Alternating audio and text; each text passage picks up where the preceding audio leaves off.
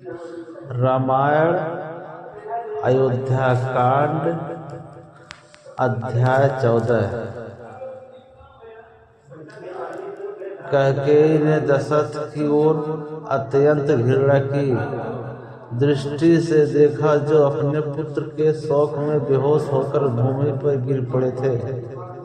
उसकी पीड़ा के प्रति उदासीन वह निर्दयता से बोली, तुमने न केवल मेरे वरदानों का अपमान किया, बल्कि तुमने वचन का उल्लंघन भी किया।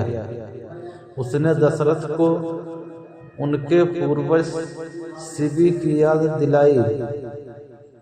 उन्होंने कबूतर को बाज से बचाने के लिए अपने शरीर का बलिदान दिया था।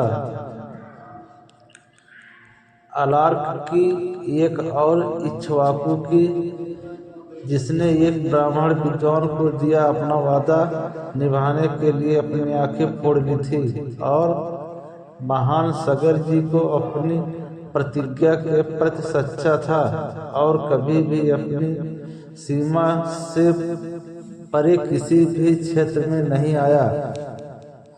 सत्य ही ब्रह्मा है, सत्य ही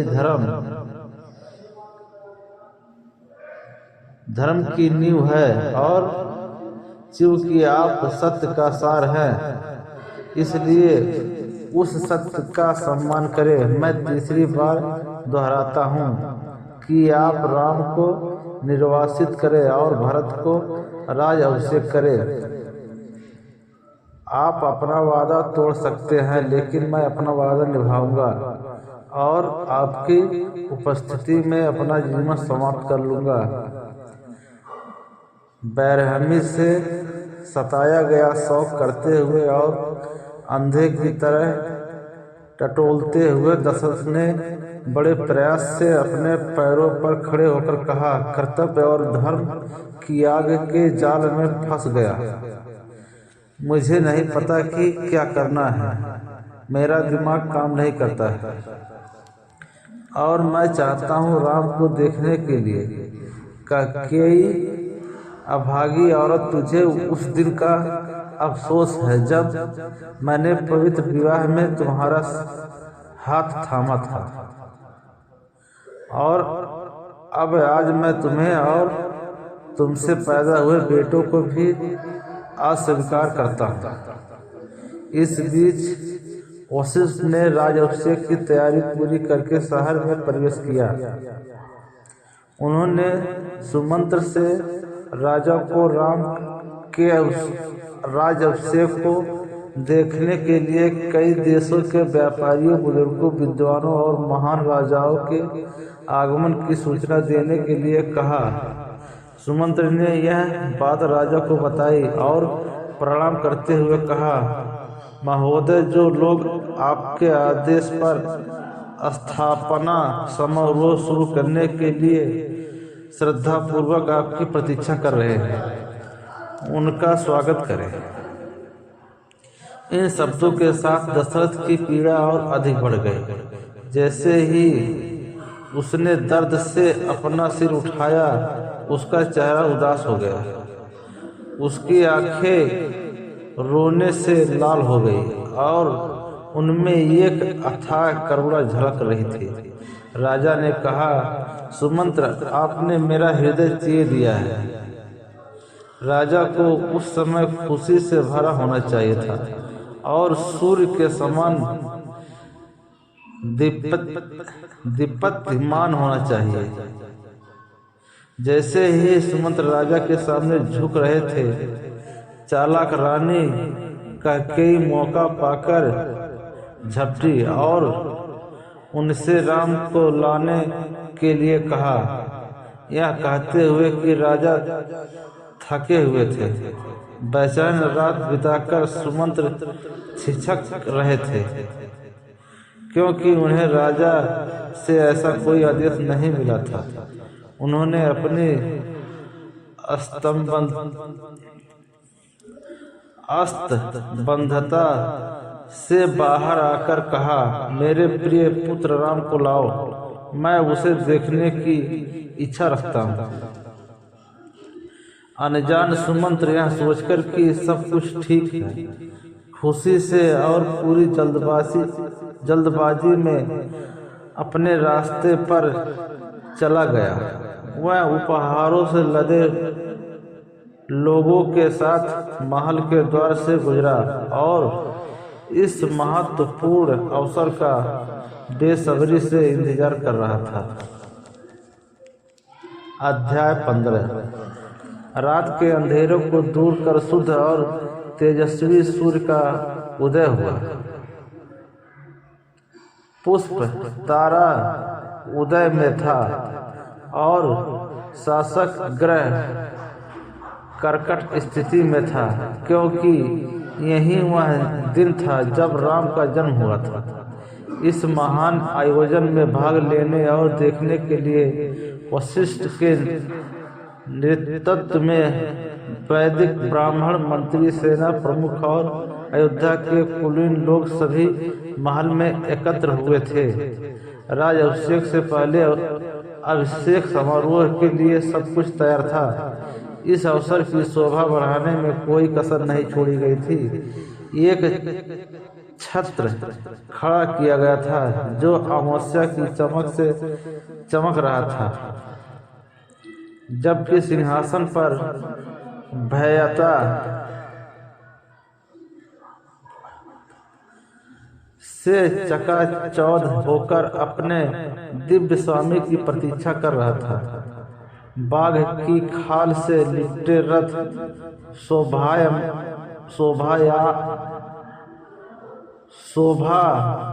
शोभायमान लग रहे थे। अनुष्ठानों के लिए प्रत्येक पवित्र नदी, झील और समुद्र के जल मंगाया हुआ था।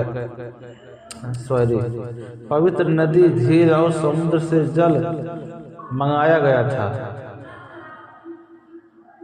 आभूषणों से सुसज्जित और अपने सभी साज सज्जा से सुसज्जित दरबारियों ने संवादित सूर्योदय और उल्लास का माहौल बनाया। इस दृश्य पर सुमंत ने उपस्थित जनसमूह को आश्वासन दिया कि वह राम का अनुरक्षण करने के लिए अपने रास्ते पर हैं।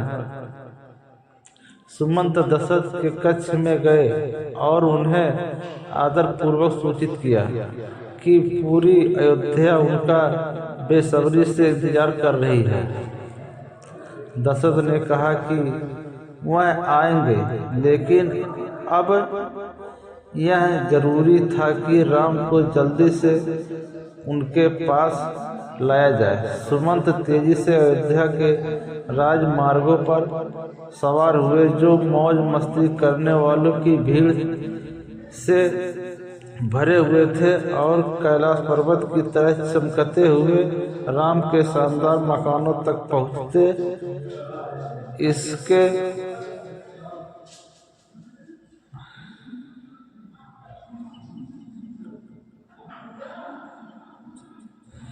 मेहरा बाजार दरवाजे हीरे और मूंगों से जड़े हुए थे। आंगन में सुनहरी मूर्तियां बिखरी हुई थी। गर्वित मोर चारों ओर घूम रहे थे। सुंदर पंखों वाले अन्य पंछियों के साथ हौड़ कर रहे थे, जबकि धूप और चंदन ने हवा को सुगंधित कर दिया था। सुमंत्र का हृदय ऐसी भयता से प्रसन्नता से भड़क उठा। सुमंत्र अंगतुकों से खचाखच भरी एक बड़ी भीड़ के बीच से अपना रास्ता बनाते हुए राम के महल में प्रवेश कर गए, जो देवताओं के रथ जैसा दिखता था।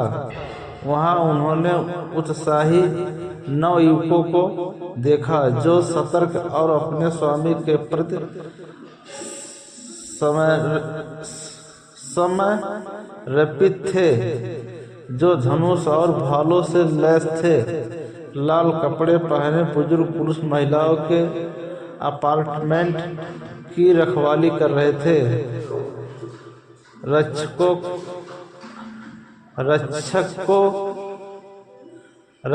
को राम को सुमंत्र के आगमन की सूचना देने के लिए कहा गया। अध्याय 16। सीता के साथ राम ने सुमंत्र का आदर पूर्वक स्वागत किया।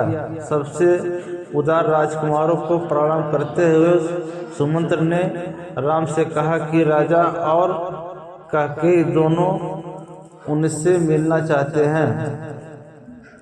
यह सुनकर राम ने सीता की ओर मुड़ते हुए कहा, एक माँ की तरह मेरे हितों का ध्यान रखते हुए रानी ने मुझे यह संदेश भेजा होगा। मुझे मेरे सिंहासनारोहण के बारे में बताने के लिए अपने स्वामी के साथ द्वार तक जाते हुए स्वयं को सौभाग्य के सपनों में समर्पित करते हुए सीता ने कहा, चारों दिशाओं में सभी देवता आपकी रक्षा करें। मैं आपको श्रद्धांजलि अर्पित करने के लिए आपकी स्थापना की प्रतीक्षा करूंगी। राम अपने रथ पर सवार हुए और अयोध्या की सुंदर सजी हुई सड़कों पर घूमने लगे। रथ के पहिए गड़गड़ा रहे थे, घोड़े हवा की तरह सरपट दौड़ रहे थे और लक्ष्मण राम के पीछे वफादारी से खड़े थे। अपने स्वामी को प्रस्थान करते देख सैकड़ों और हजारों की संख्या में मानवता का प्रतीक्षा समुद्र सभी दिशाओं से उमड़ पड़ा। घोड़ों और हाथियों पर सवार होकर वे भी राम के पीछे चल पड़े। तुरही की आवाज, आटों का गायन और योद्धाओं की चीखें तेज हो गई। जब राम आगे बढ़े तो महिलाएं बालकनियों पर खड़ी थी, फूलों की वर्षा कर रहे थे और राम की प्रशंसा कर रहे थे। उन्होंने कहा, सीता वह बूढ़ी महिला जो अतुलनीय है, राम की सुंदर और प्रिय पत्नी है। राम के साथ जुड़ने के लिए कई तपस्याओं से गुजरना पड़ा होगा। उन्होंने राम को पुत्र के रूप में जन्म देने में कौशल्या के सौभाग्य की सराहना की। इधर उधर भागते और प्रसन्न चित्त लोगों ने सार्वभौमिक समृद्धि की भविष्यवाणी की, क्योंकि राम के शासन में कोई दुर्भाग्य या आपदा नहीं हो सकती। घोड़ों की हिनहिनाहट और हाथियों की तुरही के बीच व्यापारियों द्वारा प्रदर्शित बड़ी मात्रा में रत्नों और कीमती पत्थरों को देखकर टिप्पणियां सुनकर राम अपने साहब के महल के पास पहुंचा। अध्याय 17। राजा का इच्छा के प्रत्युत्तर में राम शीघ्रता से शाही निवास की ओर चल पड़े। अपने दोस्तों और शुभचिंतकों के साथ वह विशाल हवेलियों से सजे राजमार्गों से गुजरते हुए, जिनकी छतें लगभग बादलों को छू रही थी। जब राम ने दुनिया के गौरव अयोध्या को देखा तो हवा सुगंधित राल और चंदन की सुगंध से लाल हो गई थी। वैभव व्यापारियों ने समृद्ध रेशम, मोती, इत्र और अनगिनत अन्न माल के अपने उत्कृष्ट माल का प्रदर्शन किया।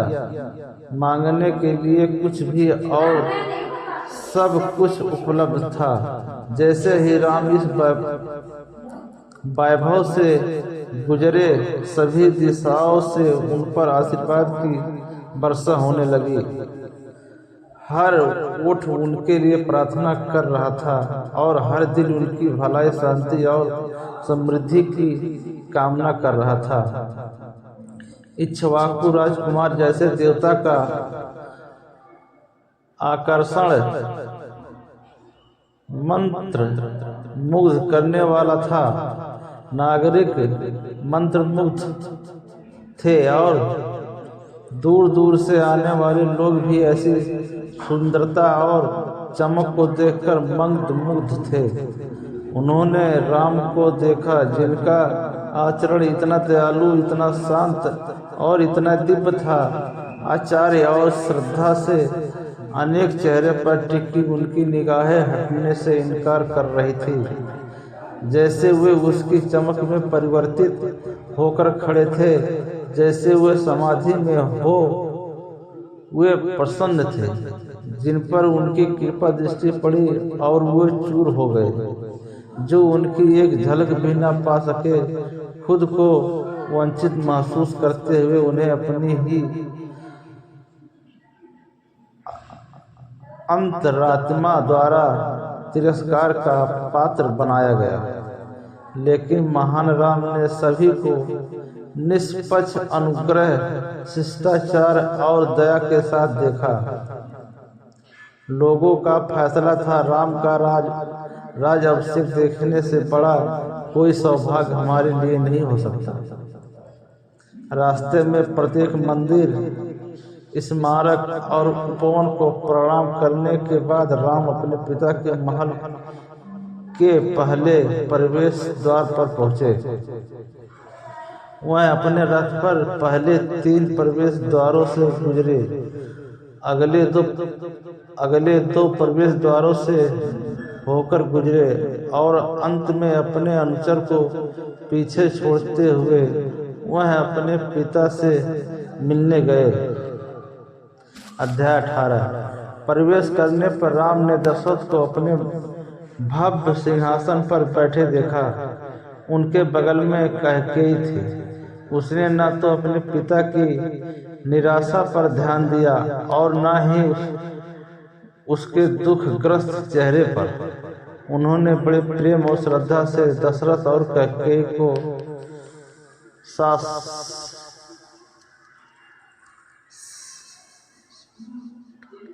साष्टांग प्रणाम किया। दशरथ राम से बात करने का प्रयास करते हुए एक शब्द राम से आगे नहीं बढ़ सके और रोने लगे। उन्होंने दशरथ का यह भयावह रूप पहले कभी नहीं देखा था। राम जो किसी भी विपत्ति का सामना कर सकते थे, जो किसी भी विपत्ति के सामने अडिग थे। हजारों दुख टूट गए।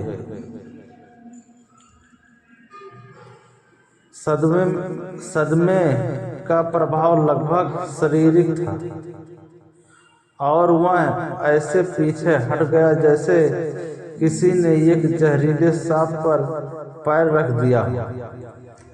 दशरथ के भीतर एक बड़ी उथल पथल मच गई, क्योंकि उन्हें अपने बेटे से किए गए वादे और अपने बेटे से किए गए वादे के बीच चयन करना था।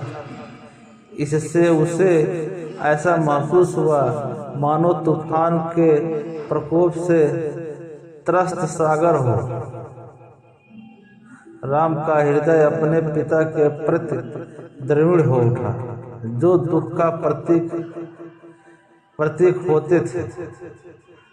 उन्होंने स्वयं से भी प्रश्न किया कि क्या वह अपने पिता के दुख का कारण हो सकते हैं? यदि ऐसा है तो मैं कल देखने के लिए जीवित नहीं रहूंगा। राम ने सोचा। राम ने कैकेयी की ओर विनती करते हुए पूछा, राजा हमेशा इतने प्रेम पूर्ण क्यों रहते हैं? मुझसे बात क्यों नहीं करते? क्या वह बीमार है? मेरे कुलीन स्वामी को क्या परेशानी है? क्या भरत और शत्रुघ्न सुरक्षित हैं? क्या मैंने अपने माता पिता आपकी आज्ञा का पालन नहीं किया? मेरे जीवित देवता माँ, क्या तुमने उससे क्रोध या अहंकार में बात की थी ताकि उसकी आत्मा को पीड़ा हो? कैकेयी का उत्तर चाबुक के समान था।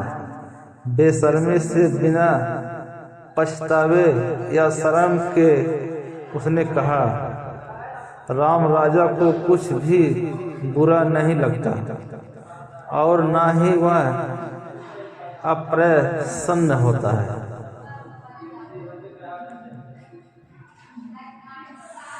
आपके प्रति उसका असीम प्रेम उसे आपको वह बताने से रोकता है जो अप्रिय है।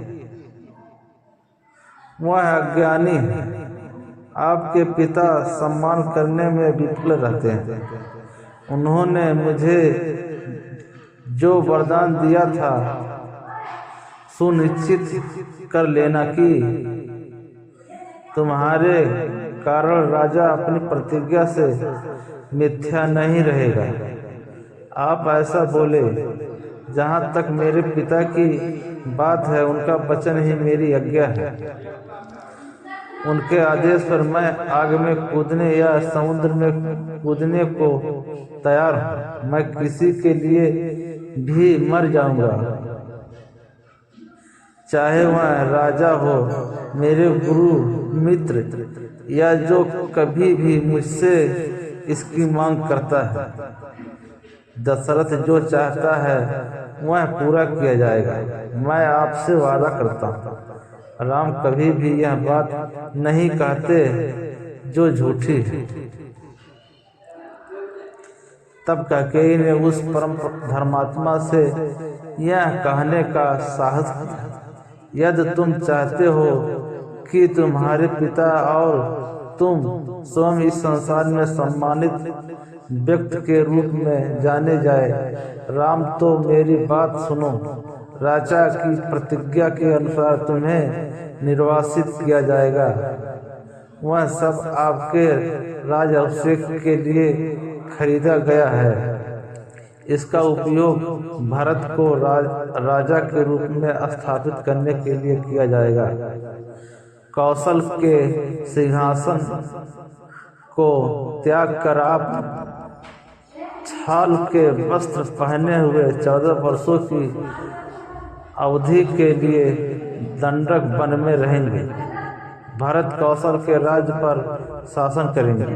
अयोध्या की राजधानी जो रत्नों, आभूषणों, घोड़ों, रथों और हाथियों से भरपूर है, यही राजा के दुख का कारण है। वचन का उल्लंघन एक गंभीर अपराध है।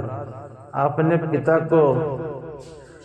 पिता को उस अपमान को करने से बचाए और उन्हें झूठी गवाही से बचाए। अपने प्रिय पुत्र पर आए दुर्भाग्य से आहत होकर दशरथ की आत्मा पीड़ा से कराए उठी।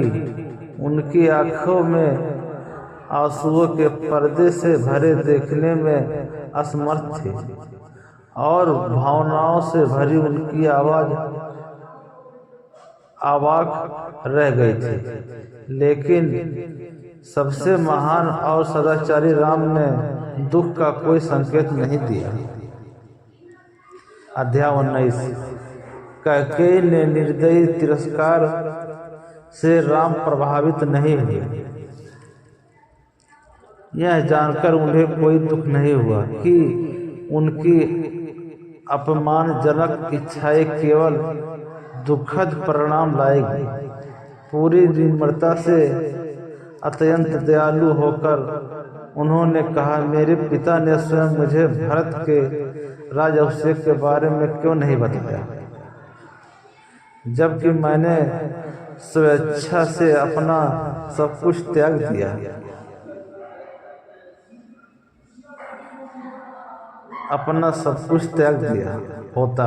त्याग दिया होता।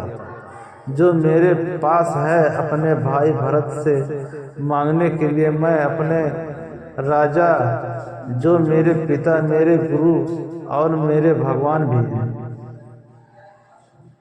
के लिए और कितना नहीं त्यागूंगा।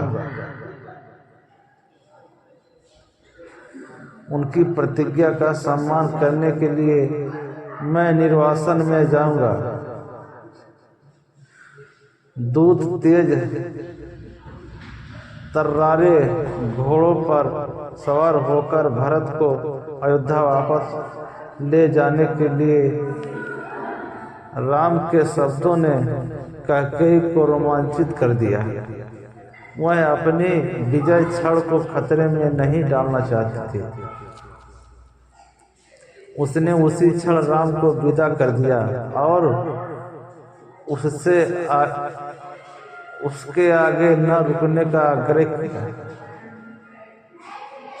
उसने उसे यह समझाने की भी कोशिश नहीं की कि अगर राजा शर्मिंदा और भ्रमित होकर अपने प्रिय पुत्र राम से बात नहीं करता तो उसे कोई चिंता नहीं है।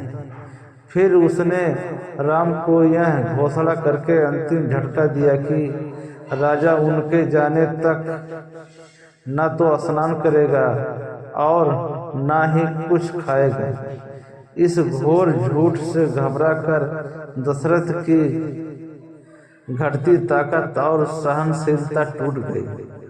उनका छत बिछत मन कैकेयी की चालों के कहर के आगे हार गया और महान राजा अपने सोने के बिस्तर पर बेहोश होकर गिर पड़े।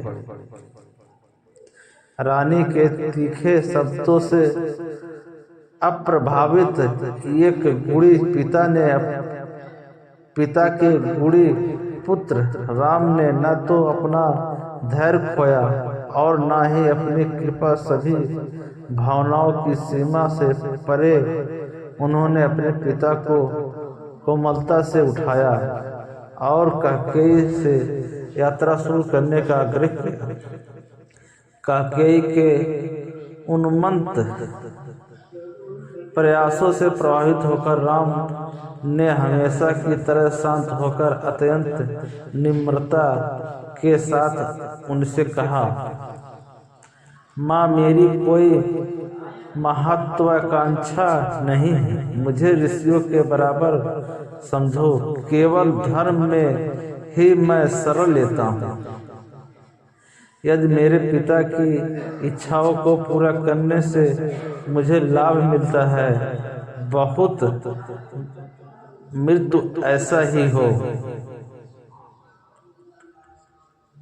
यदि मेरे पिता की सेवा से बड़ा कोई पुण्य नहीं है तो मुझे इसकी जानकारी नहीं है। यदि मेरे पिता ऐसा नहीं भी कहते हैं तो भी मैं आपकी इच्छाओं का सम्मान करने के लिए स्वयं को निर्वासित कर लूँगा। क्या आपने मेरे स्वभाव और आपके प्रति मेरी आज्ञाकारिता पर इतना संदेह है कि आपको अपनी इच्छा को शाही फरमान की तरह दिखाना पड़ा? मैं अब आपसे विदा लेता हूँ।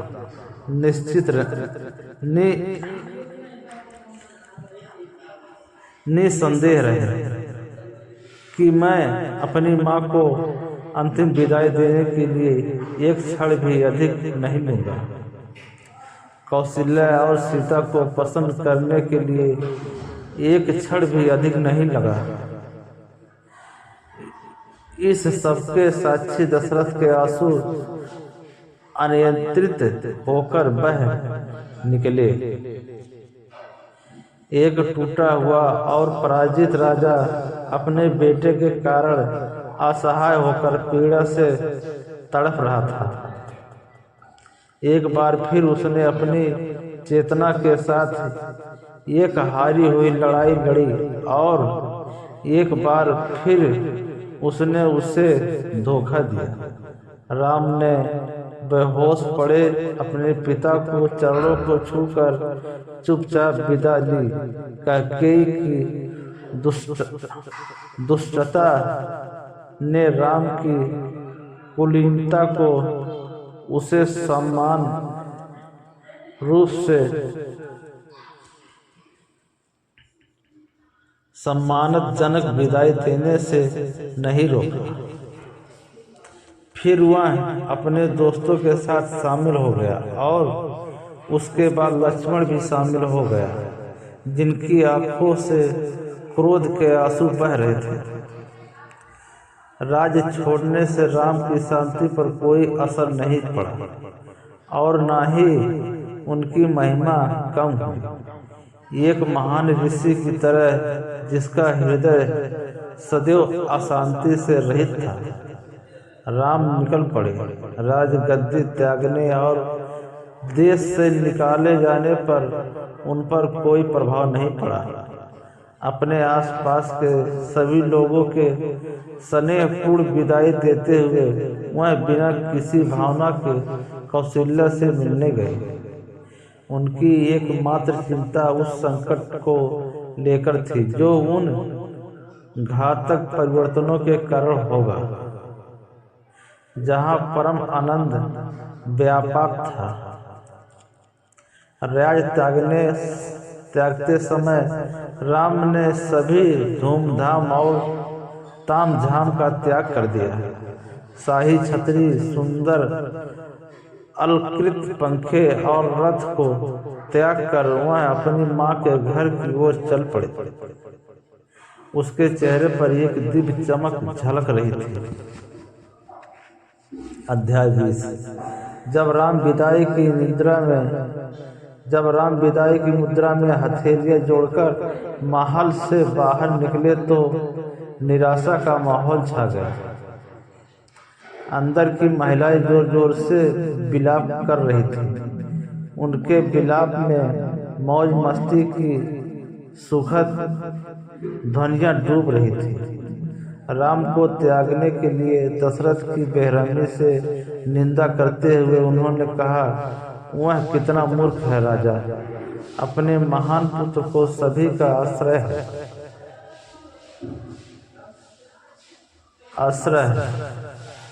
आश्रय को त्याग कर अब पृथ्वी पर सभी जीवन को निगलना चाहता है। सबसे अपमानजनक परिस्थितियों में भी अडिग, धैर्यवान और दयालु राम वह हमारे लिए माँ की तरह है। अयोध्या ने शोक व्यक्त करते हुए कहा, यहाँ तक कि एक समय के शक्तिशाली राजा की रानियों ने भी, जो अब दुखों से घिर गए थे, उन्होंने कायरतापूर्ण कृत्य के लिए उन्हें फटकार लगाई। उन्होंने अभागे राजा को दोषी ठहराया, जिसकी दुर्दशा करुणा की थी। तिरस्कार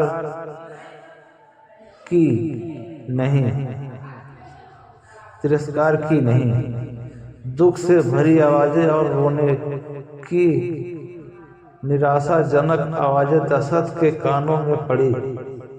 जब वह कुचले हुए और हतप्रभ लेटे हुए थे, इस बीच राम ने किसी भी प्रकार की शाही धूमधाम के बिना अपनी माँ के निवास में प्रवेश किया। कौशल्या, जिन्होंने ध्यान और प्रार्थना में एक रात बिताई थी, विष्णु के मंदिर में थी और अपने बेटे के लिए उनका आशीर्वाद ले रही थी।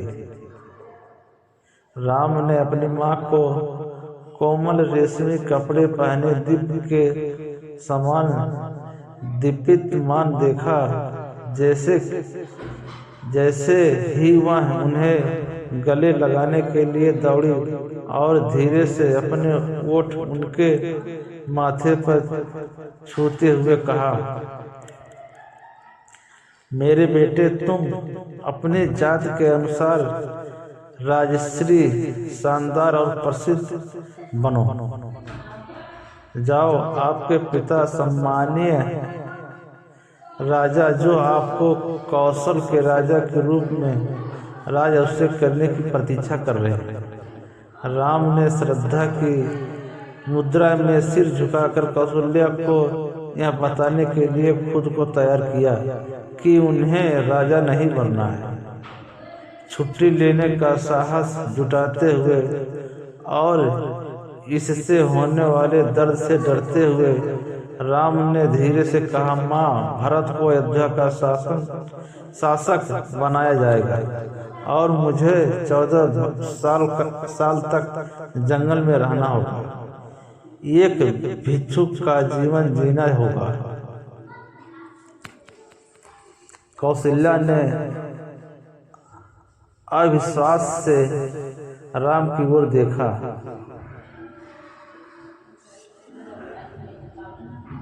उन शब्दों से लगा झटका लगभग शारीरिक था और उसे जमीन पर गिरा दिया गया, जहां वह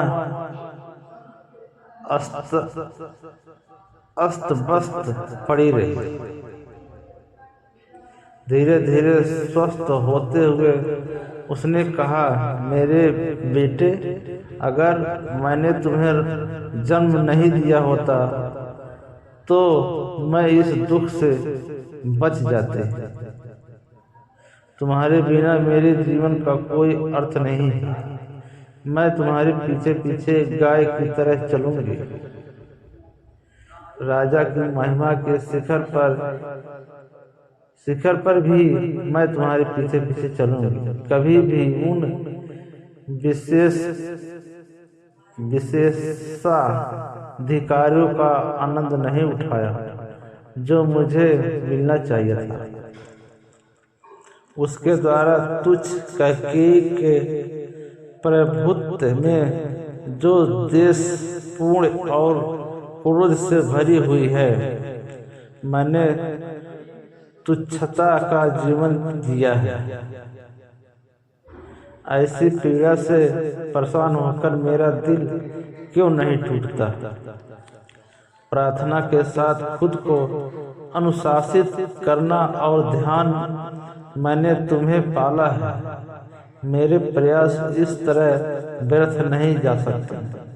कौशल्या ने शौक व्यक्त किया। स्थिति की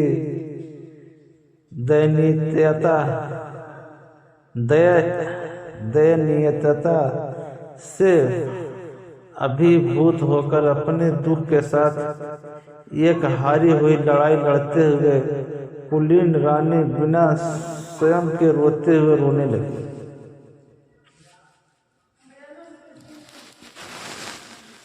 वीडियो को ज़्यादा से ज़्यादा शेयर करें और कमेंट करें और बताएं। जय श्री राम।